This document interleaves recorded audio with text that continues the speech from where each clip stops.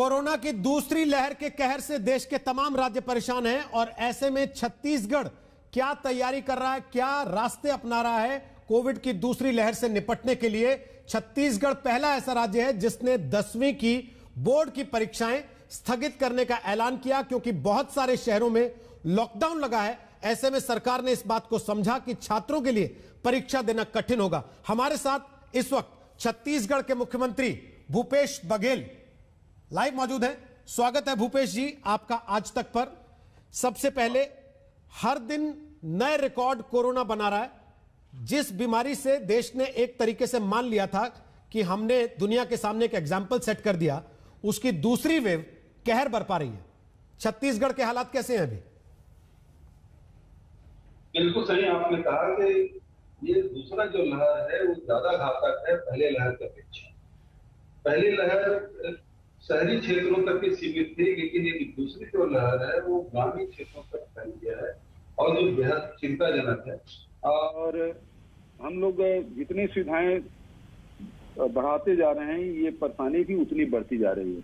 आप देखेंगे हम मार्च में जहां टेस्टिंग जनवरी महीने में हम 22,000 कर पा रहे थे, उसे बढ़ा के फरवरी में 30,000 मार्च में हमने किया था। अब बढ़ के वो 40,000 तक के प्रतिदिन हम लोग टेस्टिंग कर रहे हैं।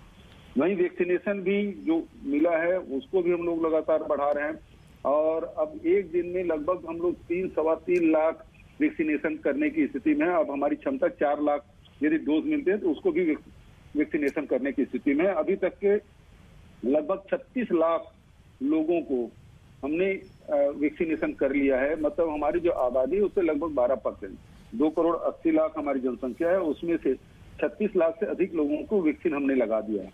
उसके बाद भी लगातार ये आंकड़े बढ़ रहे हैं। पिछले साल जो पीक में अगस्त सितंबर महीने जो पीक था उसमें लगभग 3800 हमारे एक दिन में अधिकतम रहा है। अब वो लगभग 10,000 को छू रहा है। ये बड़ी चिंताजनक बात है और इसलिए लगभग हमने 207 कंटेनमेंट जोन घोषित किया हुआ है। अब 144 धारा तो लगा ही हुआ है पूरे प्रदेश भर में। उसके अलावा अब दुर्ग है, रायपुर है, बेमेतरा जिले में हमने लॉकडाउन भी घोषित किया है क्योंकि इन्हीं शहरों में ये संख्या बढ़ी है।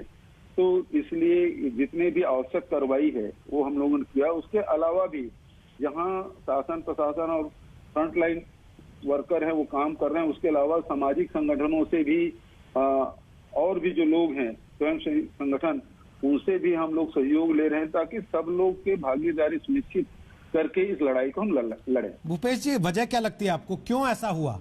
जब सब कुछ कंट्रोल में आ रहा था उसके बाद हालात अचानक बिगड़ क्यों गए? छत्तीसगढ़ में खास तौर पे क्या वजह देखते हैं आप? लोग ढीले पड़ गए, प्रशासन ढीला पड़ गया, क्या हुआ? पूरे यदि दुनिया के हिसाब से देखेंगे तो दूसरे देशों में भी सेकंड वेव आया, हिंदुस्तान में भी सेकंड वेव आया। छत्तीसगढ़ में पिछले समय जो व्यवस्था थी उसमें हमने सीमाओं को सील किया था, एयरपोर्ट बंद था, रेलवे बंद था, लेकिन भारत सरकार ने जैसे एयरपोर्ट और रेलवे और सीमाओं को खोला वैसे हमारे यहाँ तो मात्र 3 कोरोना पॉजिटिव रह गए थे। अब वो बढ़ के फिर 3800 तक पहुंचा था और अभी भी ये स्थिति ये है कि लैंडलॉक स्टेट है, 7 राज्यों से घिरा हुआ। इस राज्य से गुजर के बहुत सारे प्रदेश के लोग यहाँ से आते जाते हैं और इस कारण से ये जो आंकड़े हैं वो बढ़ते जा रहे हैं और भयावह है। और अब इसमें जो देश की स्थिति बनेगी वो हमारी माने चाहे दिल्ली हो, चाहे महाराष्ट्र की बात हो, चाहे पंजाब की बात हो, चाहे छत्तीसगढ़, हमारा सीमा महाराष्ट्र से भी लगा हुआ है, तो इधर उड़ीसा और झारखंड से भी लगा हुआ है, साउथ से भी लगा हुआ है।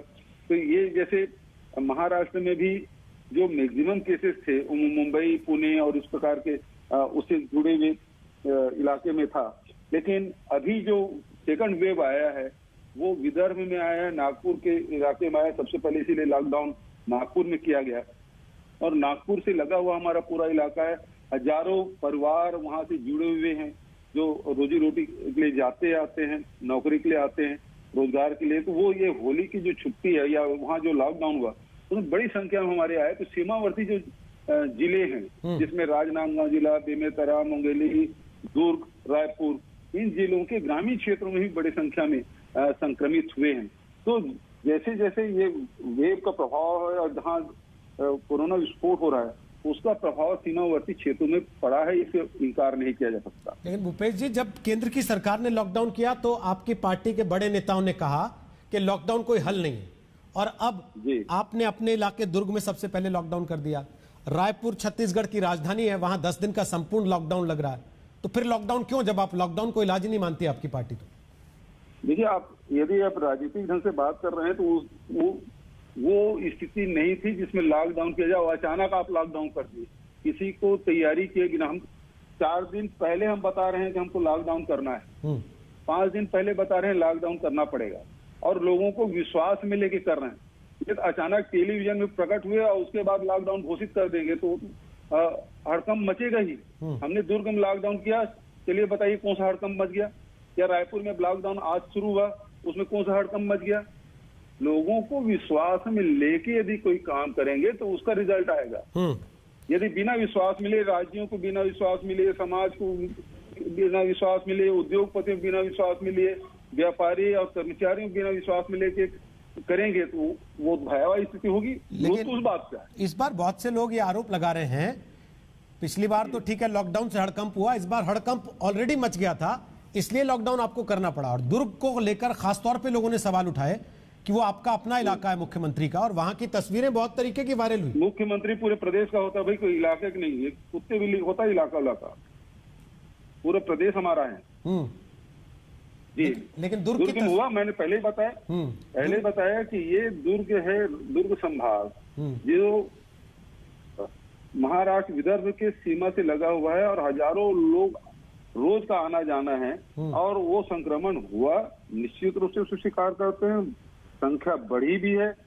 भिलाई स्टील प्लांट के कारण से ये कॉस्मोपॉलिटन सिटी के रूप में है, जिसमें हर प्रदेश के, हर देश के, हर राज्य के, हर जिले के लोग वहाँ नौकरी में रहते हैं। तो लोगों को आवागमन भी रहा है, और उसके कारण से ये स्थिति बिगड़ी भी है।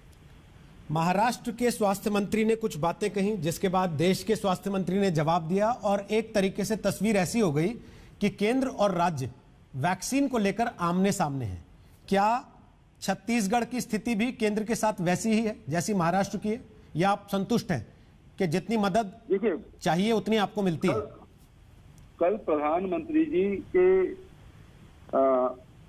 जो कार्यक्रम था, और उसमें जो हेल्थ सेक्रेटरी ने रिपोर्ट दी, देश भर में 24 लाख वैक्सीन तैयार हो रहे हैं, और हमको जो मिल रहा है लगभग 3 लाख के आसपास मिलता है, रोज मिलता है, और रोज हमको लगाना पड़ता है। तो मैंने ये बात प्रधानमंत्री जी से कहा कि चूंकि हमारी भौगोलिक स्थिति ऐसी है कि हमारे जिले बहुत दूर दूर हैं, जंगल का इलाका है, 44% हमारे जंगल है, तो हमको यहाँ से सुकमा 500 किलोमीटर, यहाँ से बीजापुर 500 किलोमीटर, यहाँ से उत्तर में जाएंगे तो बलरामपुर या सरगुजा जाएंगे तो 500 किलोमीटर से कम नहीं पड़ता। तो रोज रोज इसको ले जाने में बहुत परेशानी होती है। यदि इन जिलों के लिए हमको 1 सप्ताह के लिए भी यदि स्टॉक दे दिया जाए तो वहाँ वैक्सीनेशन आराम से किया जा सकता है। अभी भी हमारे पास लगभग 4-4.5 लाख वैक्सीन है, और एक दिन में हम करीब 3 लाख से 4 लाख लगाने की स्थिति में, एक दिन में हम अधिकतम 3.25 लाख वैक्सीन लगाए हैं। तो यदि ये पर्याप्त मात्रा में उपलब्ध हो जाए, तो क्योंकि प्रोग्रामिंग उस प्रकार से होता है, यदि वैक्सीन आज ही आए और आज ही हमको लगाना है तो वितरित करने में बड़ी दिक्कत होती है, परेशानी होती है।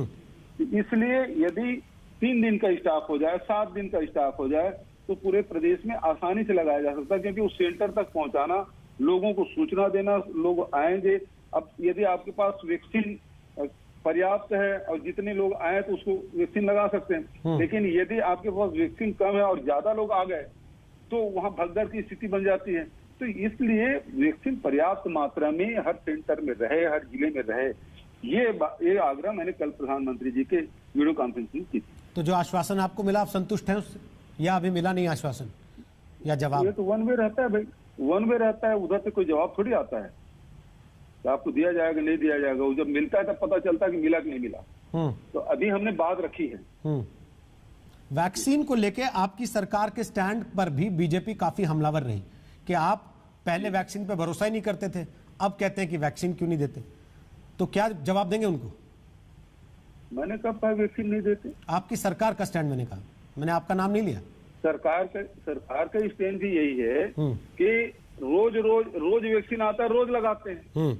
यदि हमको 3 दिन का स्टॉक दे दिया जाए तो हमको आसानी से होगी, ये बात मैंने कहा।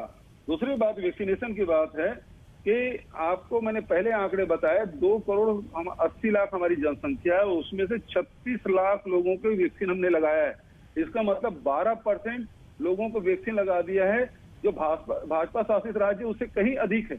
आप मध्य प्रदेश की तुलना कर लीजिए, उत्तर प्रदेश की तुलना कर लीजिए, उसकी अपेक्षा हमारे यहाँ वैक्सीनेशन ज्यादा है। उसी प्रकार से टेस्टिंग के भी रेट आप देखेंगे तो छत्तीसगढ़ उन राज्यों से बेहतर टेस्टिंग हम लोग कर रहे हैं। जहां तक कि जो विवाद की जो बात आपने कही है, वो जो तीसरा जो जांच होनी चाहिए उसके बाद लगाना चाहिए, ये बात हेल्थ मिनिस्टर ने कहा था, लेकिन हमने वैक्सीनेशन तो रोका नहीं। वैक्सीनेशन लगातार रहा। फ्रंट लाइन जो वर्कर है, आप देख लीजिए, हेल्थ वर्कर हमारे 87% लोग वैक्सीन लगा चुके हैं। फ्रंट लाइन वर्कर हैं वो 84% लगा चुके हैं। 45% से अधिक उम्र के जो लोग हैं वो 43% लोगों को लग चुका है जी। तो ये हमारी उपलब्धि है। हम जहाँ जो भारत सरकार को यदि कोई बात हम कहते तो विरोध करना थोड़ी होता है। ये जो गाइडलाइन है, जो मान्य गाइडलाइन है, उसके पालन नहीं हुआ, ये सूचना उसको दी है तो उसको विरोध समझ लेते हैं। ये बड़ा दुर्भाग्यजनक बात है। लेकिन हमने वैक्सीनेशन रोका नहीं। अब किसी दूसरे राज्य की निकाल लीजिए कि किस राज्य में हेल्थ वर्कर का कितना % हुआ है, वो आंकड़े सबके सामने हैं, उसको दोहराने की जरूरत नहीं, मेरे पास है, वो मैं बता भी सकता हूँ कि कितना किस प्रदेश में कितना % हेल्थ वर्कर का, फ्रंट लाइन वर्कर का, और 45% से अधिक उम्र के लोगों को वैक्सीनेशन हुआ है। बहुत बहुत धन्यवाद भूपेश बघेल जी आज तक पर आने के लिए। भूपेश बघेल छत्तीसगढ़ के मुख्यमंत्री कह रहे हैं कि अगर कोई राज्य सरकार केंद्र के सामने अपना पक्ष रख रही है, अपनी कोई बात रख रही है, तो उसे विरोध की तरह नहीं देखा जाना चाहिए। यह केवल एक संवाद की प्रक्रिया का हिस्सा है और कोरोना से लड़ाई पूरी ताकत से लड़ना। नमस्कार, मैं हूं अंजना ओम कश्यप। हमें उम्मीद है ये वीडियो आपको पसंद आया होगा। लेटेस्ट खबरों के लिए यूं ही देखते रहिए आज तक, और इस वीडियो के पसंद आने पर लाइक, शेयर एंड सब्सक्राइब करना ना भूलें।